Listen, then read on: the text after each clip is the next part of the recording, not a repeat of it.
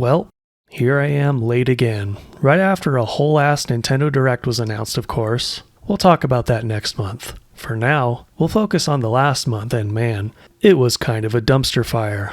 All the highest profile and funniest gaming news topics are heavily mired in culture war nonsense, so, well, screw it, let's get cancelled. Welcome to Random News of Gaming for February of 2023, the show where I talk about the gaming news stories of the past month or so, and give you the only correct take on them you will ever find on the internet that nobody will disagree with whatsoever. After all, I'm the best random internet idiot number 69,420, so my opinions are more valid than yours, just saying. Oh yeah, the reason this video is so late this time is because I was playing another 100+ hour game, Trails into Reverie, you know, with the sussy English translation that Nisa wants you to forget exists. But I can't use gameplay of it because everything in it is at least a mild spoiler, so the footage you're seeing is from a Metroidvania game called Alice Escaped. Check it out if it looks good to you. Anyway, so for the first story we have a bit of a doozy. Hogwarts Legacy, a game I'm sure you heard of by now, is supposed to be releasing this month, and a lot of people are really excited for this game, and understandably so, because it actually looks pretty good. As for me, I might have been more excited for this game if it came out in, say, 2010, when I was actually into the series. But there's a few people on the internet who aren't taking too kindly to the game even existing at all. But it has nothing to do with the game itself. It has everything to do with the political opinions of J.K. Rowling. And their reaction to the whole thing has been, honestly, extremely immature. For example, they'd go onto the Steam page and tag the game with a bunch of ridiculous, incorrect things regarding the game, and tried really hard to get the game taken down. They failed, of course. But they've been really going all out to try and boycott the game and get as many people as possible to not play the game. But if you've been paying attention to the way internet boycotts work, well, you probably know what happened as a result of all this. Yep, the game was #1 on Steam for like 2 weeks before release. And it ended up breaking a record on Steam this month, but we'll get into that in next month's video. Prior to release, it was the most wishlisted game on Steam as well, so congratulations, Slacktivists. Because of you, this game has a higher profile than it probably ever would have if people weren't complaining about it so much. It'll be interesting to see how well the game does from here on out, as well as the amount of ridiculous drama that will happen because of it. Next, we have a game company diving feet first into the culture war, which ended up being a huge mistake. Limited Run Games, a company that takes niche games and puts them into physical format which we wouldn't get otherwise. But last month they decided to shoot themselves in the foot by publicly firing one of their employees because they had opinions they don't like. And they ended up losing a lot of customers because of it. This should serve as an example to not listen to people on Twitter, and also to just let people have their own opinions or something. I don't know, kind of a wild concept, but if you're deciding to not buy games from Limited Run Games now because of this, well, you're way behind because Limited Run Games has always been a terrible company. Their entire business model preys on FOMO, fear of missing out, and everything in their store is almost required for you to pre-order it, which sucks because pre-ordering is one of the things that made this industry so shit in the first place. And to top it off, a lot of the stuff that they put out is greatly overpriced. So if you stop buying stuff from Limited Run Games because of this news, well, you're late to the party. Next, we have a story of karma, and another reason to laugh at Activision Blizzard again. So you remember the whole trash fire that was Diablo Immortal? Did you guys not have phones? Yeah, you guys all have phones, right? And then Blizzard was bending the knee to China at one point. Blizzard and NetEase, the creators of Diablo Immortal, are having a contract dispute, and it's led to a pretty spicy breakup, as the developers at NetEase actually destroyed a Blizzard statue that was outside of their studio. And since NetEase was Blizzard's main China developers, failing to reach a deal means the majority of Blizzard's games are going offline in China completely. So yeah, Blizzard made their bed, now they can lie in it. And I have a feeling us laughing at Activision Blizzard is going to be a common thing in these videos, just saying. Next, we have the worst game series ever made, Fire Emblem. And once again, this game is mired in a ton of localization drama because the localization is, well, pretty shit. But if all you saw of this story was the drama on Twitter, then you might think that this was just a bunch of people complaining that the new Fire Emblem game wasn't a child dating simulator. So basically, in the Japanese version, there's a bunch of characters that you're able to romance throughout the game. But in the English localization, a lot of the dialogue was heavily altered, and not in a very competent or good way in my opinion. So throughout the Fire Emblem series, there's a recurring character named Anna, and she's one of the romance options in Fire Emblem Engage, technically. But in this game, they turned her into what looks like an 11-year-old girl.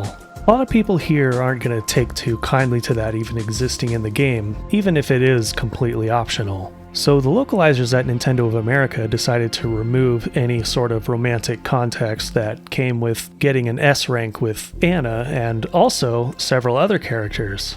This made the game really weird because getting an S rank with a character is supposed to mean becoming romantically involved with them, but then you have the conversation in-game not having any romantic context whatsoever, and it really just doesn't make any sense given the context of the game. So when this Twitter user decided to point this out, naturally the brain-dead Twitter mob descended upon him, intentionally missing the entire point just to score Twitter brownie points. But also, the guy pointing this out kinda created this problem for himself, by pointing out that they changed the dialogue for Anna first before showing any other changes that were made to the game's localization. So naturally, people are going to be turned off to the point you're trying to make, for reasons not related to the point you're trying to make. Unless it's actually true that you really want to get romantic with an 11-year-old. It's time to stop! It just really sucks that these days, some of the most anti-censorship advocates are fucking weebs and filthy lolicons of all things. I just want my Japanese games localized properly, man. That's all I ask for. If localizers would just do their job properly, we wouldn't have this stupid drama every single time a new Japanese game comes out. Anyway, moving on. Let's talk about Xbox again. So after a whole year of basically nothing from Xbox, what do you think is the proper way for them to regain some attention this year? Well, how about laying off 10,000 employees at Microsoft? That's one way to do it. Holy shit. And apparently some people at 343, the people who made Halo Infinite such a piece of trash, were also affected by this. Which isn't all that surprising, to be honest. But it's just another negative mark for Xbox to add to their collection. And then there was the whole thing of Xbox announcing a new power saving feature, and Microsoft basically used that new feature to virtue signal about climate change and stupid shit like that, when really all it is just a power saving feature. And that's really all they should have advertised it as, but this is bait. Well, a lot of people on the other side had a really bad reaction to this, and honestly they really made fools of themselves overreacting to this as much as they did. But then there was one more Xbox story we got in January, and that was the Bethesda Developer Direct Showcase, which showed off like 4 games.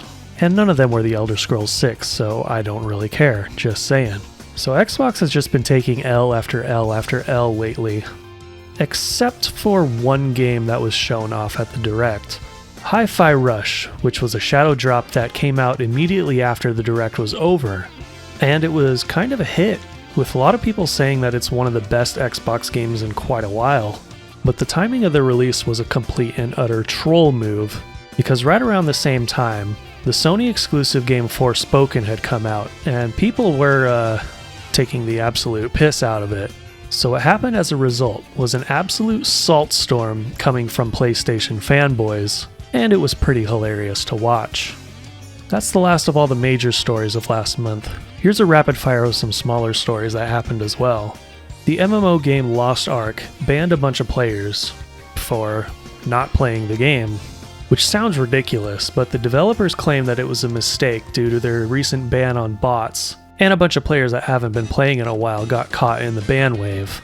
But the game was actually getting review bombed because of it, because the ban on their accounts was leaving negative marks on their Steam account as well. I think this issue has been resolved since then, but here's a pro tip. Don't play MMOs. Moving on, we have a let's all laugh at Ubisoft moment again, as apparently they had 3 games they were working on that were all cancelled recently, and Skull and Bones got delayed again. This game, it's never coming out, it doesn't exist, just saying. Pure fiction. Dokapon Kingdom Remake was announced recently, so if you want a reason to murder your friends, go ahead and play this. It's like Mario Party, but worse. Oh, and also the game got censored. Even though the original had the lowest age rating in Japan when it first came out on the PS2. So they censored some of the outfits in this one, and it still got a higher age rating anyway. Anyway, we have Elden Ring overtaking The Last of Us Part 2 in total awards, and the fanboys are coping and seething again. Honestly, the game deserves to have as many awards as it's gotten, and if you want to revel in the salt, go watch this video by Oh No, It's Alex.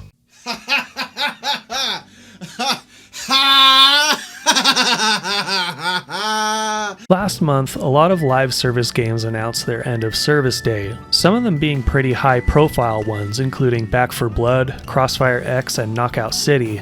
And honestly, nobody's gonna miss them. But the last one, Knockout City, is kind of an interesting one because they're not just announcing the end of service, they're actually switching it to a game with private hosted servers. Meaning after the live service mode ends, people will still be able to play it, which is actually the best thing you can do for games like this, and more of them should do it. But somehow I don't see that catching on. Oh well. Do you guys remember E3? I vaguely remember something like that existing, but anyway, according to some insider sources, Sony, Nintendo, and Microsoft are all skipping E3 this year.